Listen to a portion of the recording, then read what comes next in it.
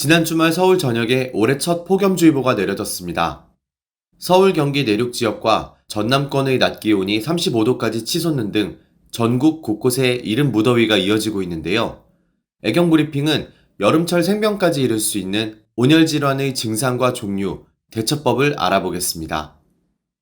질병관리청에 따르면 지난달 20일부터 이번 달 14일까지 26일간 추정 사망자 1명을 포함한 총 82명의 온열 질환자 신고가 접수됐는데요. 65세 이상이 29.3%, 50대가 20.7%였으며 성별로는 남자가 전체 질환자의 79.3%를 차지했고 발생 장소는 68%가 실외였는데 이 가운데 길가가 20.7%, 실외 작업장이 17.1%, 논밭이 15.9%로 나타났습니다. 온열질환은 무더위에 장시간 노출되면 발생할 수 있는 급성질환으로 두통, 어지러움, 근육경련, 피로감, 의식저하 등의 증상을 보이는데요. 온열질환으로 의심되는 환자가 발생하면 즉시 환자를 시원한 장소로 옮기고 가장 먼저 의식을 확인합니다.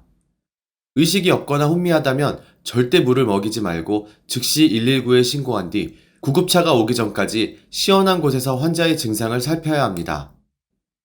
의식이 없는 상태에서 물을 먹이려고 했다가 자칫 물이 기도로 넘어갈 수 있기 때문인데요. 만약 환자가 의식이 있으면 시원한 곳으로 옮겨 옷을 벗기고 물수건, 물, 얼음 등으로 몸을 닦고 부채나 선풍기로 피부를 식혀 체온을 떨어뜨려야 합니다. 증상이 호전되지 않으면 의식이 없는 경우와 마찬가지로 119에 신고한 뒤 구급차가 오기 전까지 환자를 시원한 곳으로 옮겨 피부를 식히고 체온을 떨어뜨려야 합니다. 온열질환은 크게 열사병과 열탈진으로 나눌 수 있는데요. 열사병은 평균 사망률이 30%에 이르고 즉각 치료받지 못할 경우는 사망률이 80%까지도 올라가는 것으로 알려져 있기 때문에 열사병 환자가 발생하면 즉시 119에 신고하고 의료진이 도착할 때까지 응급조치를 통해 치료 골든타임을 놓치지 않도록 유의해야 합니다. 열사병은 주로 무덥고 밀폐된 공간에서 무리하게 활동하면 체온 유지를 담당하는 중추신경계가 체온 유지 기능을 하지 못하면서 발생하는데요. 열사병 환자는 땀이 나지 않아 열이 몸 밖으로 배출되지 못해 체온이 40도 넘게 오르며 피부가 건조하고 뜨거워지는 특징을 보입니다. 이에 따라 빈맥, 빈호흡, 저혈압, 정신혼란, 발작, 의식소실 등의 증상이 나타나기도 하는데요. 이럴 때는 무슨 수를 써서라도 체온을 39도 아래로 빠르게 떨어뜨려야 사망 가능성을 낮출 수 있습니다. 이 경우 옷을 벗기고 찬물을 붓거나 얼음물에 몸을 담가서라도 체온을 낮춰야 합니다.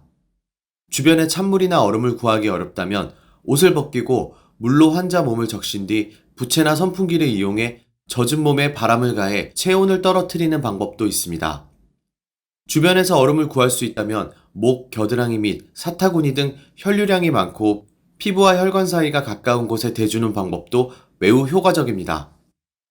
일사병으로 더 많이 알려진 열탈진은 열사병과 달리 땀을 많이 흘려서 체액 부족으로 체온이 37에서 40도까지 올라가는 증상을 보이는데요. 열사병의 경우처럼 급속 냉각요법까지 쓸 필요는 없지만 열탈진 상황이 지속될 경우 수분 손실로 인한 열사병 증상이 일어날 수 있으므로 반드시 시원한 곳에서 휴식하고 수분을 섭취해야 합니다.